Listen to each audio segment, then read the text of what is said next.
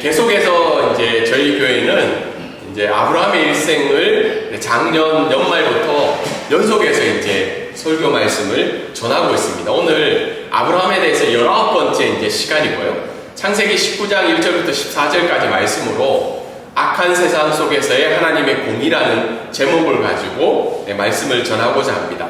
특별히 이제 기독교에 좀 낯서시거나 아니면 교회를 좀 쉬고 계신 분도 있는 것으로 아는데, 내용들이 하나님의 말씀에 입각한 내용들이니까요. 그렇게 받아주시면 좋을 것 같습니다. 한국에서 이제 많은 영화들이 나오고 있죠. 그 영화의 이제 제목 중에 하나가 이제 범죄의 도시. 한 번씩은 다 보셨죠? 범죄의 도시가 몇 편이 나왔나요? 4편까지 나오죠. 굉장합니다. 1, 2, 3, 4편 다 보신 분 계신가요? 네. 저는 이렇게 한국에서 하다 보니까 볼 기회가 많지는 않아요. 왔는데 내용들을 4편을 한번 본 것 같아요. 유튜브를 봐서 본 건지 넷플릭스를 봐서 본 건지 4편을 봤는데, 이 범죄도시가 4천만 명이 봤다고 해요. 4편이 되어 있는데, 근데 사실 이 영화의 내용들은 그렇게 해서 유쾌한 내용들은 아니죠. 어떤 사랑에 관한 내용도 아니고 아니면 어떤 인간에 관한 내용도 아니라 실제적으로는 뭐에 관한 내용인가요? 범죄에 관한 내용이잖아요. 1편, 2편, 3편, 4편이 범죄 내용들이 다르죠. 그래서 근데 레파토리는 있어요. 어떤 사람을 감금하고 폭행하고 어떻게 해요? 마약이 있고, 그리고 사람을 살인하고, 어떻게 사람이 저 정도까지 갈 수 있는가를 보여주는 내용이 이 범죄도시에서 보여주는 우리가 살아가고 있는 세상의 모습을 보여주고 있습니다. 사실 이 영화가 그렇게 유쾌한 내용도 아닌데 왜 인기가 있을까요? 그만큼 여기에 나오는 범죄의 현상들이 우리가 살아가고 있는 일상이나 삶의 모습이랑 비슷한 부분이 있기 때문에 사람들이 여기에 반응을 하고, 또 어떻게 해요? 이 마동석이라는 주인공을 통해서 약당들을 무찌르는 내용들이 나와서 이 부분들이 인기가 있지 않을까, 그런 생각을 하게 됩니다. 동일하게 이 태국, 여러분들이 태국 땅에 가보셨는데 태국에도 굉장히 지금 문제가 많이 일어나고 있죠. 태국에서 잡혀가서 어떻게 해요? 미얀마랑 캄보디아 국경 쪽에 납치되고 감금되고 인신매매가 일어나는 뉴스들이 계속해서 나타나고 있죠. 그래서 중국 사람들이 어떻게 해요? 여행을 많이 취소했어요, 태국에. 그래서 지금 치앙마이에 1월달 통계해보니까 한국 사람들이 가장 많이 왔어요. 왜냐하면 원래는 중국 사람들이었는데 중국의 유명한 배우들이 어떻게 해요? 납치되고 감금되어서 풀려났다는 소식이 있어서 태국 내에서도 우리가 상상할 수 없는 끔찍한 범죄들이 이 안에 있다는 겁니다. 근데 물론 지금 관광 오신 분들은 태국 너무 좋아하시잖아요, 맞죠? 근데 표정들을 보니까 그렇게 좋아하시지 않는 건데, 여행이 그렇게 즐겁지는 좋으셨어요? 네네, 국수나 이런 음식도 그렇고 여러 가지 인프라들을 좋은 부분도 있지만 이 태국 안에 이런 부분들이 있다는 사실입니다. 그러니까 오늘 말씀 가운데도 우리 사람들의 눈에 보기에는 굉장히 살기 좋은 땅이었고, 그리고 굉장히 살고 싶은 땅이었던 소돔과 고모라라는 도시가 나오는데요. 근데 성경은 살기 좋아 보이고 사람들이 많이 살아갔던 소돔과 고모라를 죄악의 도시라고 오늘 성경은 이야기를 하고 있습니다. 이 두 가지 관점이 같이 있는 거죠. 근데 이 소돔과 고모라 땅에 하나님의 공의가 나타나는 장면이 오늘 창세기 18장 14절이 아니라 19장 14절입니다. 제가 잘못 기록을 했네요. 19장 14절에 나타나고 있습니다. 거기 보면 왼쪽에 보면 이제 도시가 나오죠. 여기가 소돔과 고모라라는 도시인데 하나님의 심판이 임하는 장면이 나타나고 있고요. 오른쪽에 보면 이제 지도가 있죠. 여러분 편에서도 오른쪽이네요. 오른쪽에 보면 소돔과 고모라가 어디에 있는지 그 도시의 지금 위치들을 설명하고 있습니다. 그러니까 앞에 있었던 18장 말씀에서는 어떻게 해요? 천사와 하나님이 나타나셔서 아브라함을 만나셨던 장소가 헤브론이라는 땅이에요. 헤브론. 거기에서 하나님께서 이 소돔과 고모라의 땅에 대한 심판을 아브라함에게 이야기를 하시고 난 다음에 오늘 그 중에 2명의 천사들이 어디로 간 건가요? 소돔과 고모라에 있는 롯을 찾아가는 장면이 오늘 읽었던 19장 말씀에 나타나는 본문의 내용입니다. 그래서 오늘 말씀을 들으실 때 세 가지 단어를 기억하시면 좋아요. 하나는 두 천사, 그리고 하나는 롯, 하나는 소돔과 고모라. 이 세 가지의 내용을 가지고 오늘 말씀을 전하고자 합니다. 오늘 첫 번째 말씀은 우리 한 목소리를 한번 읽어볼까요? 첫 번째, 그리스도인은, 자 시작. 그리스도인은 세상을 향한 하나님의 관점의 균형을 가져야 합니다. 이 말씀을 가지고자 하는데요. 1장부터 9절까지 말씀 많아서 제가 기록하진 않았는데 이제 크게 한 4가지 정도로 말씀이 나와 있습니다. 여러분들도 같이 읽었는데요. 첫 번째 말씀은 뭐죠? 1절과 3절에 보면 아브라함을 방문했던 3명의 손님들 중에 2명의 천사들만 어떻게요? 소돔의 도시에 도착하는 장면이 나오죠. 소돔 도시에 도착하자마자 어떻게요? 롯이 환대를 합니다. 그 두 천사가 오는 것을 보고 어떻게요? 뛰어나가서 그 2명의 손님을 맞이하는 장면이 있죠. 근데 롯이 어디에 있었냐면 성문 앞에 앉아 있었다라고 이야기를 하고 있어요. 성문 앞에. 여러분, 성문 앞에 있다는 말은 아무런 의미가 아니라 이미 소돔 땅에서 롯이 그 사회에서 중요한 사회의 일원이 되었다는 것을 의미하고 있는 뜻이라고 합니다. 성문 앞에 아무나 앉아 있지 않고 좀 중요한 위치나 그 사회에서 위치가 되는 사람들이 성문 앞에 앉아 있을 수 있다는 거죠. 우리도 보통 공항에서 보통 이렇게 내리면 가끔 환영하는 행사들 하잖아요. 근데 그 환영식에 나갈 수 있는 사람이 아무나 나갈 수 있나요? 아니죠. 그 도시에 좀 중요한 사람들이 나갈 수 있죠. 그래서 롯이 성문 앞에서 어떻게 해요? 환영을 하면서 이 두 천사를 맞이하고 있죠. 그런데 롯이 이렇게 이야기해요. 여기서 자면 안 되고 우리 집에서 기거를 해야 됩니다. 그 말은 뭐냐면 나그네를 환대하는 롯의 태도도 있지만 두 번째는 소돔 땅이 그만큼 어떻게 해요? 위험하다는 거죠. 예를 들어서 오늘 이렇게 관광객들이 여기 오셨는데 저희 교회에서 뭐 관광객 오셔도 뭐 그만이고 안 오셔도 그만이고 뭐 그렇게 기뻐하지 않는 태도를 보일 수도 있잖아요. 맞죠? 지나가는 사람들이니까. 그리고 이 도시에 대해서 어떻게 해요? 안내를 해드릴 수도 있는데 안 해줄 수도 있잖아요. 한번 겪어봐라. 어차피 겪어보면 다 안다. 이 도시가 어떤지. 근데 롯은 그렇지 않다는 거예요. 환대하면서 소돔 땅의 위험함을 이야기를 하면서 초대를 하고 있어요. 자기 집에서 자고 가라고. 그러자 이제 그 2명의 천사들이 롯의 집으로 방문하게 되죠. 거기서 이제 롯이 준비한 음식들을 먹고 있는데 잘 때쯤에 소돔 사람들이 그 두 천사가 왔다는 것을 알고 롯의 집을 방문하는 거예요. 문을 두드리면서 어떻게 해요? 청년으로부터 노인까지 특히 남자들이 온 거예요. 남자들이 와서 그 2명의 천사를 내놓으라고 이야기하는 겁니다. 그래서 롯이 어떻게 이야기를 하고 있죠? 안 된다. 그 사람을 줄 수 없다. 근데 이 소돔 사람들이 왜 찾아왔냐면 5절의 말씀에 보면 2명의 천사들과 상관하리라는 말이 있어요. 상관하다. 상관하다라는 말은 한국말로 어떤 말이에요? 그냥 좀 알고 싶다는 말인가요? 좀 알고 싶지만 좀 엮이고 싶다는 거죠. 좀 더 깊이 알고 싶다는 거죠. 근데 성경을 히브리어로 깊이 좀 들어가다 보면 성적인 관계를 맺고 싶다는 거예요. 다르게 얘기해서 어때요? 소돔 땅에는 동성애가 남자와 남자가 성관계를 맺는 일들이 이미 보편화가 되어 있는 도시였다는 거예요. 그래서 낯선 남자들이 오니까 어떻게 해요? 여기 있던 젊은이부터 청소년부터 노인까지 이 동성애 성폭력을 행하고 싶다는 거죠. 무리가 집단적으로 달려든 거예요. 가끔 인도의 뉴스들을 보면 그런 일들이 있죠. 인도 여행객들 어떻게 해요? 집단으로 성폭력을 하는 행위들이 있는 것처럼 동일하게 이 소돔 땅에는 그런 일들이 발생이 되는 거예요. 그 내용을 아니까 롯이 어떻게 해요? 자기가 기껏 손님을 모시고 왔는데 그래서 이 소돔 사람들에게 이야기를 하고 있죠. 안 된다. 이 사람들은 소중하다. 그래서 그럴 바에는 누구를 대신 주겠다는 거예요? 결혼하지 않는 두 딸을 내어주고 있는 거죠. 여러분 이게 좀 이해가 되시나요? 손님을 보호하려고 두 딸을 보여주고 있죠.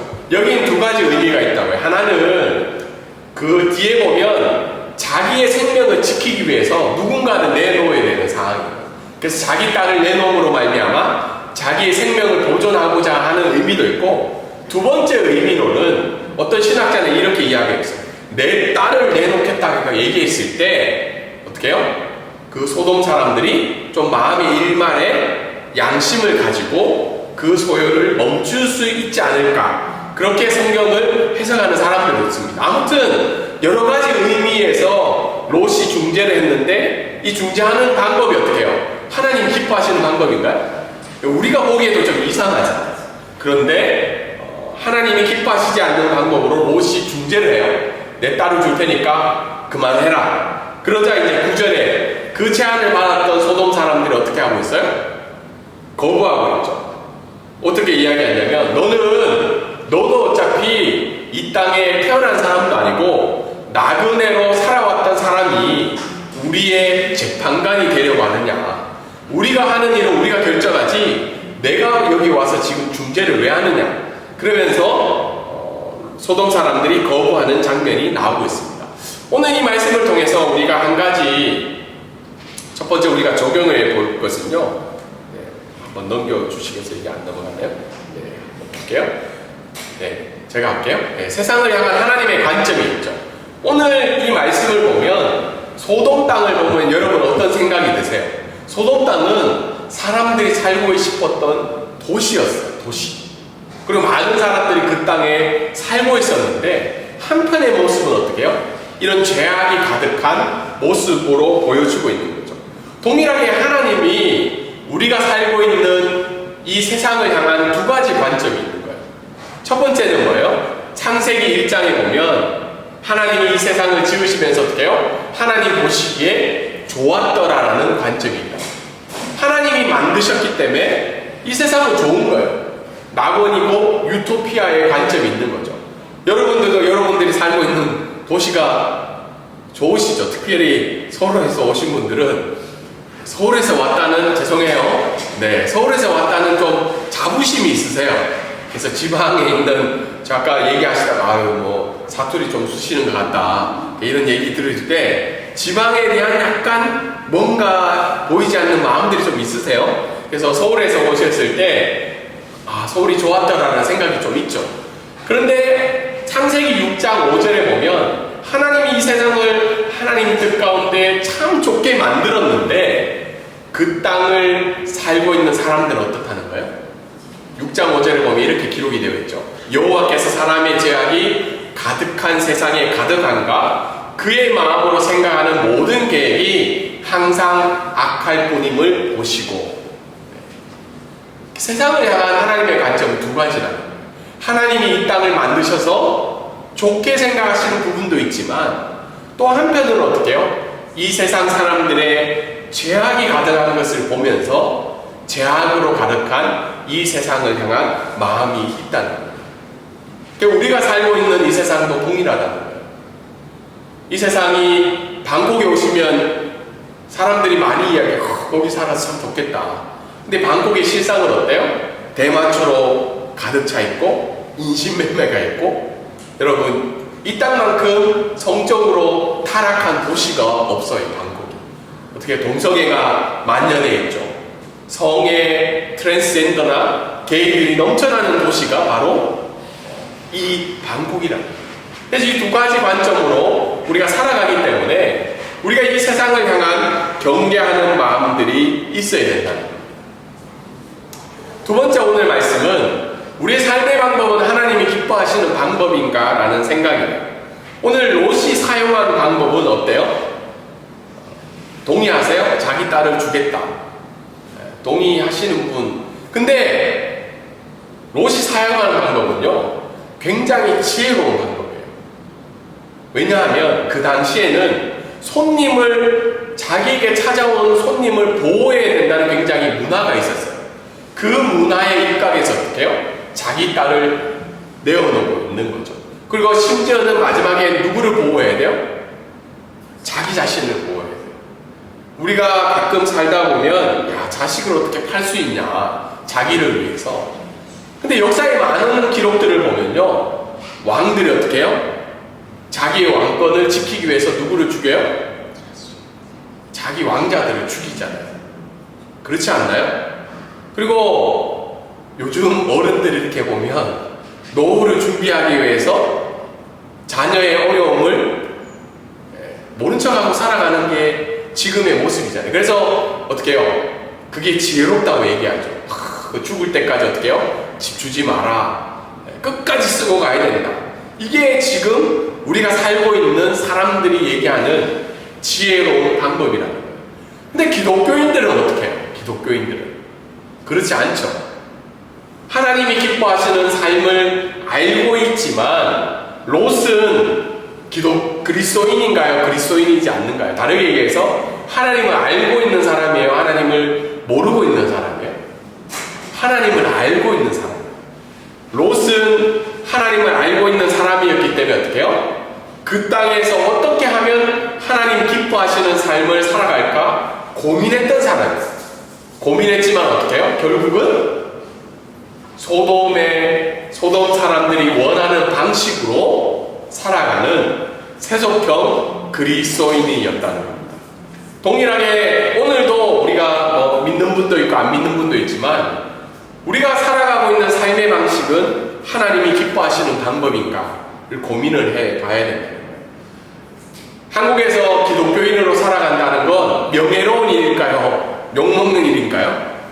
뭐 한국에서 오셨으니까 기독교인이라 얘기 들었을 때 너 좀 괜찮다라고 박수 쳐주세요. 아니면 너 바보 같다. 뭐 이렇게 교회까지 가가지고 헌금 내고 시간 내고 이렇게 생각하시나요?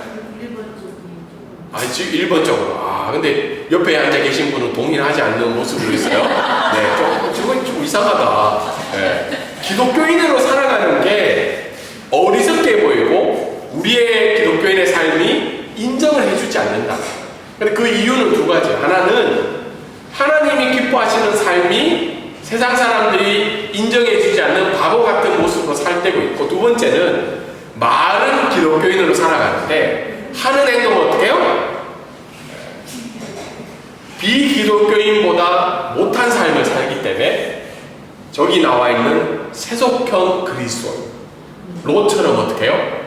두 딸을 줘버리는, 말은 하나님을 위해 살아가는데 결국은 누구를 위해 살아가요? 자기를 위해 살아가는 세속형 그리스도인의 모습이 있기 때문에 그런 비난을 받는다. 그래서 오늘 하나님이 우리에게 원하시는 것은 롯이 취한 방법이 하나님이 기뻐하시지 않는 방법이다. 그 세 번째 오늘 말씀은 뭐죠? 우리는 그리스도의 은혜로 복음의 전달자가 되어야 된다.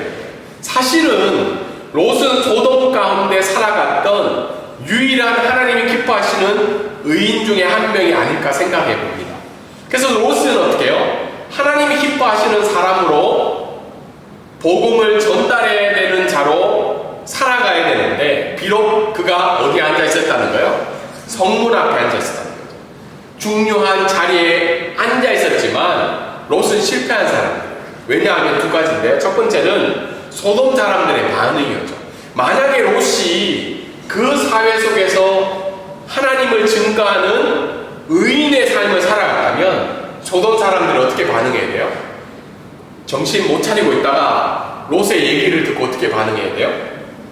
그래, 맞다. 롯, 네 말이 맞으니까 우리가 돌아가겠다라고 반응을 해야 되는데, 소돔 사람들은 어떻게 얘기해요? 야, 너도 내가 볼 때 이방인으로 여기에 굴러 들어와가지고 살아가면서 네가 우리의 왜 재판관이 되느냐, 비난하고 있죠. 그 말은 롯이 그 땅 가운데 인정을 받고 살아가지 못했다는 거예요. 그리고 뒤이어서도 하나님의 말씀이 나오는데 사위될 사람들의 반응인 거죠.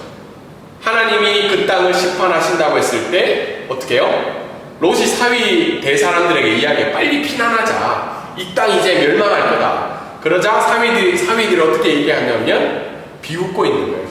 뭐 장인 될 사람이 뭐 저렇게 얘기하지? 당신이나 가세요. 이런 반응들을 보면 롯은 그 땅 가운데 어떻게 해요? 하나님을 전달할 전달자로서 실패했다. 그런데 동일하게 우리가 이 땅 가운데 살아가야 되는 것은 우리만 행복하게 예수를 믿고 살아가는 게 아니라 예수 그리스도가 누구신지를 전달해야 되는 진실한 사람으로 살아가야 된다.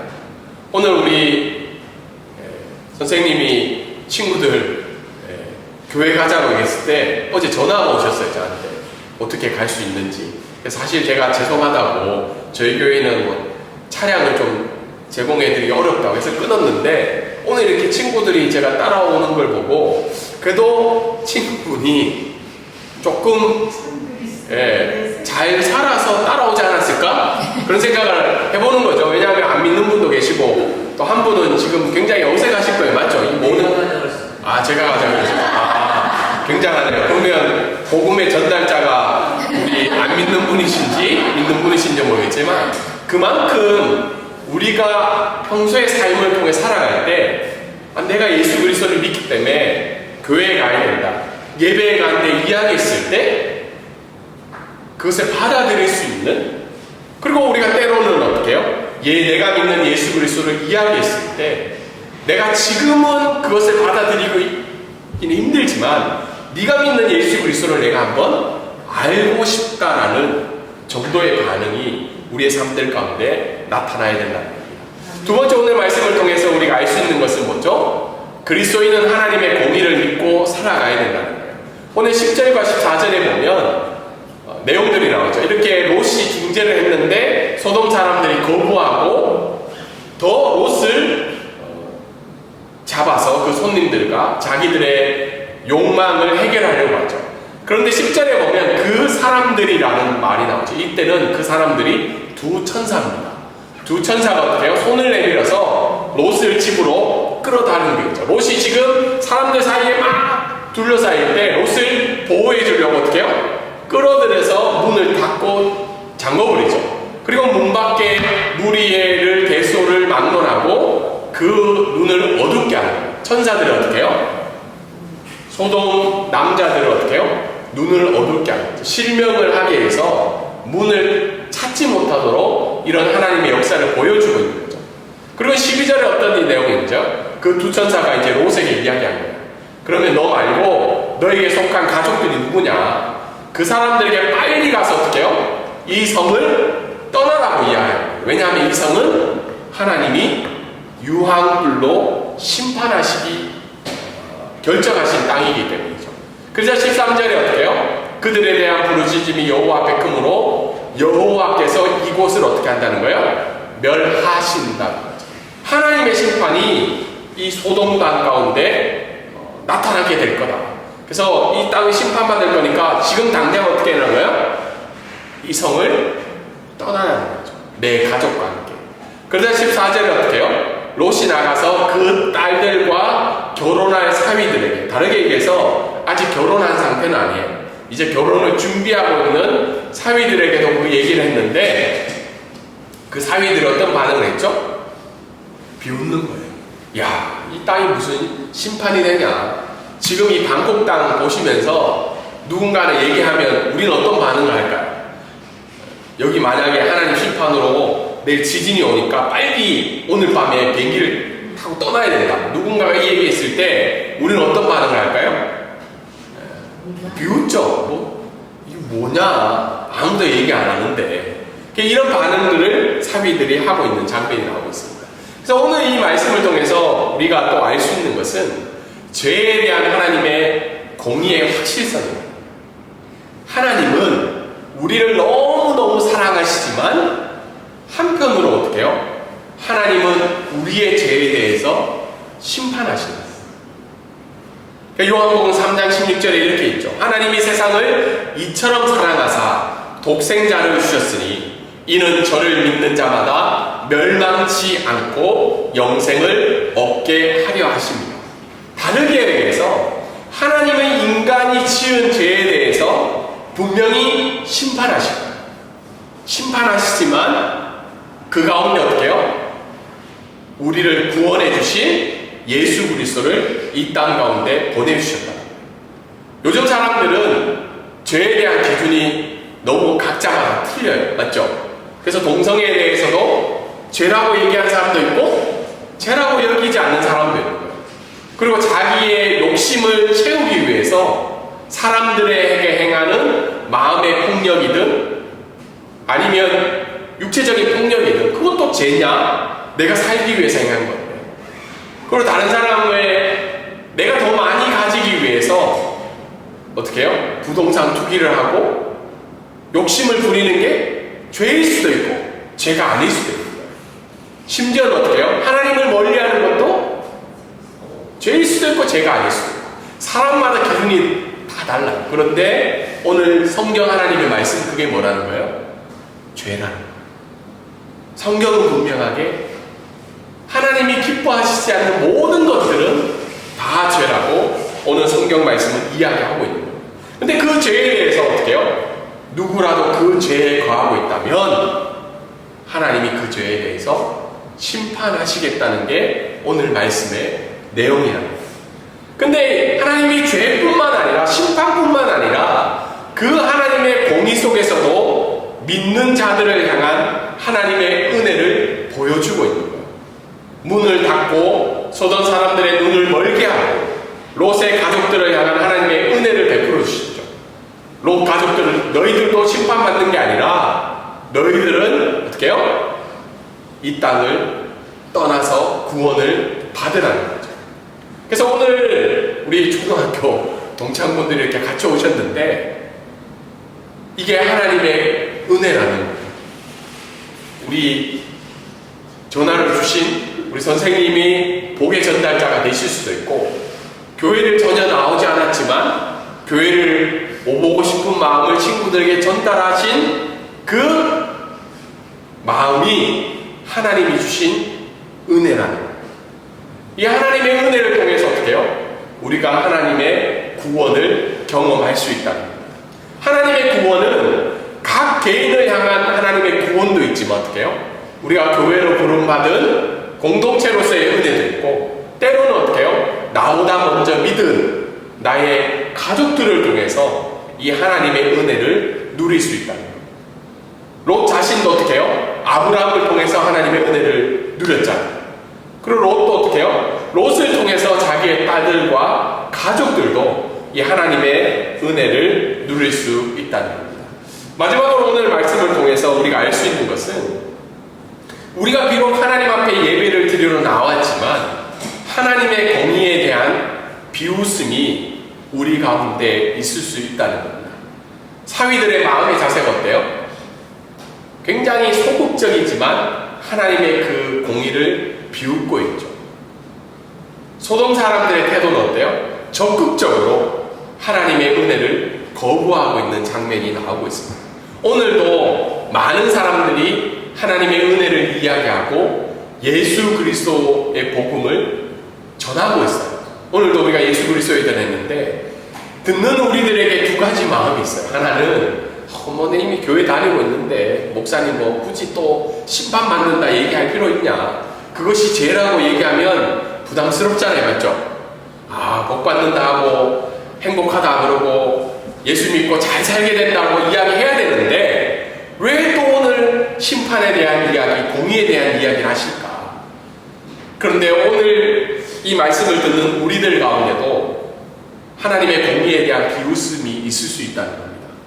왜냐하면 때로는 우리 눈에 보기에 하나님이 역사하고 있지 않는 듯한 느낌이 들 때가 많아요. 정치 얘기를 해서 참 죄송하지만 외국에 떨어져 살아가는 저희들 입장에서 우리 대한민국이 너무 마음이 아픈 거예요. 좌든 우든 그 갈등이 있는 자체가 하나님이 이 갈등 속에 역사하고 계시는가라는 의문이 들 때가 있다는 거예요. 그래서 오늘도 어떻게 해요? 한쪽은 저쪽 가서 집회를 하고 한쪽은 이쪽 가서 집회를 하는 모습을 볼 때 저는 기도할 때마다 또 저희 교회가 기도할 때마다 모든 사람들이 이 하나님의 공의에 대한 믿음이 먼저 있으면 좋겠다. 하나님이 모든 사람들의 마음을 알고 계시고 그 마음에 행한 것들 가운데 하나님의 공의가 있다는 것을 우리가 믿음으로 나아가시는 저와 여러분이 되시기를 주님의 이름으로 소망합니다. 마지막으로 오늘 말씀을 통해서 적용해 볼 때 세상을 향한 하나님의 균형 잡힌 관점으로 우리가 이 세상을 바라보기를 원합니다. 하나님의 이 세상 가운데 하나님이 주시는 평화와 은혜를 가지고 사람들이 행복하게 살기를 원하는 마음도 있으시지만 하나님 마음을 거부하며 사람의 욕망대로 살아가는 이 세상을 향한 하나님의 심판도 있다는 사실입니다. 이 하나님의 관점으로 복음의 전달자로서 하나님이 기뻐하시는 방법으로 살아가는 저와 여러분이 되기를 주님의 이름으로 소망합니다.